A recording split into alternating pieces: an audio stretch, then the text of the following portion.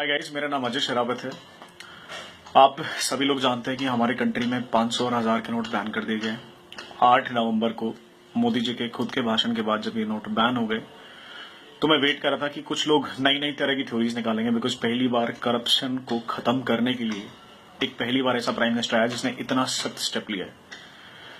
और अगर आप लोग को लगता हो कि ये सडन हो गया, जैसे सारे पॉलिटिशियंस करें नहीं, अचानक कैसे कर सकते हो, जनता कह रही है अचानक कैसे कर सकती हो, अगर आपको ध्यान ना हो, प्रधानमंत्री जी ने हमेशा आपको इशारे से जरूर बताया, it was a part of a plan.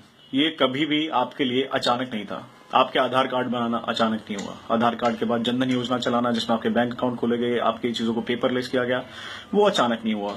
Subsidies के पैसे अकाउंट्स में जाना, एलपीजी के सब्सिडी के पैसे अकाउंट्स में जाना, वो अचानक नहीं हुआ। एग्रीकल्चर की सब्सिडी के पैसे अकाउंट्स में जाना, वो अचानक नहीं हुआ। It was a part of a plan. पहले आधार कार्ड, फिर जनधन, फिर आपकी जनधन के बाद आपके सब्सिडीज को भेजना, आपको पहले बैंकिंग से कनेक्ट किया गया। लेकिन फिर भी बिकॉज मेरा कंट्री कभी से आलसपने में जूझता रहा है, तो बहुत सारे मेरे महानुभावों ने, बहुत सारे लाखों लोगों ने बैंक अकाउंट तब भी नहीं खुलवाए। 1 रुपए की कॉस्ट पर बैंक अकाउंट खुल रहा था, लेकिन लोगों ने बैंक अकाउंट तब भी नहीं खुलवाए। बार बार बोलते बोलते मोदी जी थक गए, आधार कार्ड बनवा लो, जनधन योजना के तहत बैंक अकाउंट खुलवा लो, खुलवा लो, खुलवा लो, कोई सुनने को तैयार नहीं था। ठीक है, फाइनली 8 नवंबर को यह स्टेप ले दिया गया कि 500 से 1000 के नोट को हम बंद कर रहे हैं, ताकि हम करप्शन के एक बहुत बड़े लेवल को खत्म कर सकें और पूरी मार्केट की करेंसी मार्केट के अंदर वापस आ जाए, जो कि घरों में दबी पड़ी हुई है।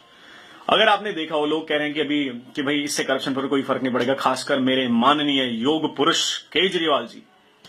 सही बता रहा हूं केजरीवाल जी, अगर ये डेमोक्रेसी और कानून ने हमारे हाथ नहीं बांधे होते ना, सच में हम आपका मार मार के मोर बना देते हैं।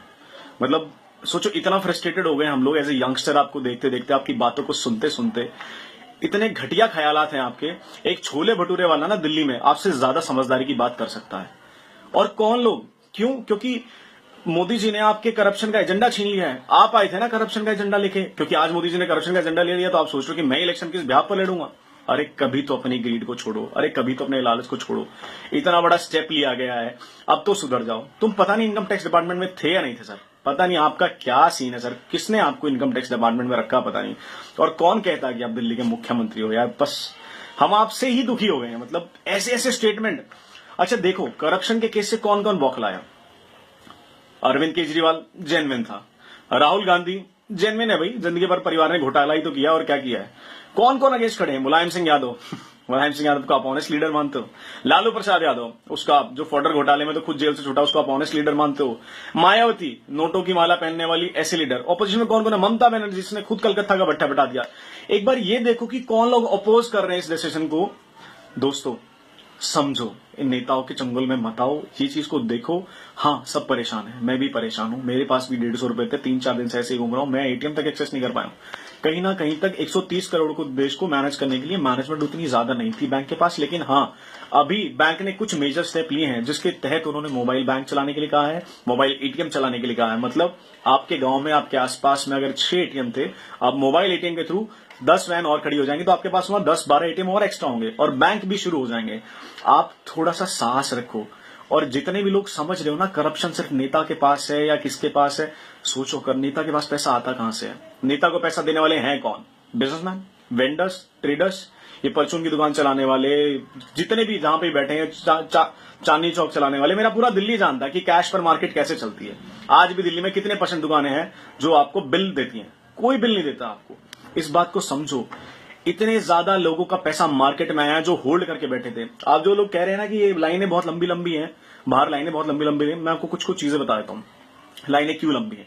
इनमें से आधे से ज्यादा लोग वो हैं जिनके फैक्ट्री ओनर्स ने अपनी लेबर को छुट्टी देके, पैसे देके भेजा कि जाओ डिपॉजिट करा के लाओ और कैश एक्सचेंज करा के लाओ, ताकि वो अपने ब्लैक का व्हाइट कर सकें। इनमें से ज्यादा पॉपुलेशन वो जो उस पैसे को रिपीट कर रहे हैं।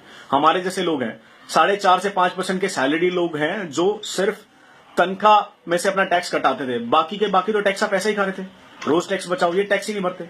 डॉक्टर हैं, कितने इंडिपेंडेंट क्लिनिक्स हैं, कितनी इंडिपेंडेंट शॉप हैं, ट्रेडर्स हैं, चांदनी चौक है, भगीरथ पैलेस है, मार्केट है, जहां सिर्फ कच्चे का काम होता है। मैं खुले में बता रहा हूं, सिर्फ कच्चे का काम होता है। जहां पे कहा जाता है भाई साहब कच्चे में डील करेंगे, ये ना आपको कभी बिल देंगे। इनका धंधा होता है 60 लाख का, और इनकी इनकम टैक्स रिटर्न फाइल उठा के देखोगे ना तो मिलेगी आपको 7 लाख रुपए की। तो सोच के देखो, क्यों सैलरीड आदमी, एक सैलरी वाला आदमी ही सारे भारत का टैक्स क्यों भरेगा? ये बिजनेसमैन कहां जाएंगे, ट्रेडर्स कहां जाएंगे, ये कौन भरेगा इनका टैक्स? ये क्या मक्खन मलाई खाने के लिए बैठे हुए क्या? और इन्हीं के ऊपर लगाम लगाने के लिए मोदी जी ने स्टेप लिया है और ये बहुत ही कमेंडेबल स्टेप है, ये फ्यूचर का स्टेप है, ये इंफ्रास्ट्रक्चर का स्टेप है। इस स्टेप के अंदर मोदी जी को अगर हम सपोर्ट नहीं करते तो हम कायर हैं, हम पे धिक्कार है हमारी जिंदगी पर कि एक ऐसा प्रधानमंत्री मिला है जो इस देश को कहीं ले जाने में सक्षम है, उसे ले जाने की राह रखता है और हम आज उसे सपोर्ट तक नहीं कर पा रहे हैं। कल आर्मी की बात जब आई तो इंटरनेट फ्लडेड था कि हम आर्मी के साथ हैं, ये हैं, सपोर्ट है। अरे इंटरनल वॉर छेड़ लो तुम, बाहर तो आर्मी बहुत अच्छी है, जो अंदर की वॉर छिड़ी है ना, मैं इससे लड़ाई लड़नी है। हमें केजरीवाल जैसे टुच्चे, जाहिल और इन गवार मुख्यमंत्रियों से पीछा छुड़ाना है। मायावती की कास्टिस्ट की पॉलिटिक्स, मुलायम सिंह यादव की कास्टिस्ट पॉलिटिक्स, ये चोर बैठे हैं, पुराने पापी बैठे हैं। ये कांग्रेस आज के थोड़ी ना, ये 60 साल की दी हुई बीमारी हमें करप्शन की। और मैं आपको कहता हूं, वादा दिलाता हूं, जो इंफ्रास्ट्रक्चर अभी मोदी जी डेवलप कर रहे हैं ना, आप देखना आने वाले टाइम में इससे भविष्य बदलेगा। आज हम सब भारतीयों का, सबके सब सिटीजन्स की जिम्मेदारी है, अधिकार है, रिस्पॉन्सिबिलिटी कि आज हम पर जो भी हो रहा है हम उसे झेलें, मोदी जी का साथ दें और इस करप्शन की लड़ाई में मोदी जी के साथ खड़े हों। मोदी जी, मैं आपके साथ खड़ा हूं और मेरे साथ पता नहीं कितने हजारों लाखों यंगस्टर आपके साथ खड़े हैं। अगर कोई इसके खिलाफ लड़ेगा तो हम उसके खिलाफ भी लड़ेंगे, लेकिन ये करप्शन की लड़ाई अब जारी रहेगी। मोदी जी, आपके स्टेप के लिए जय हिंद।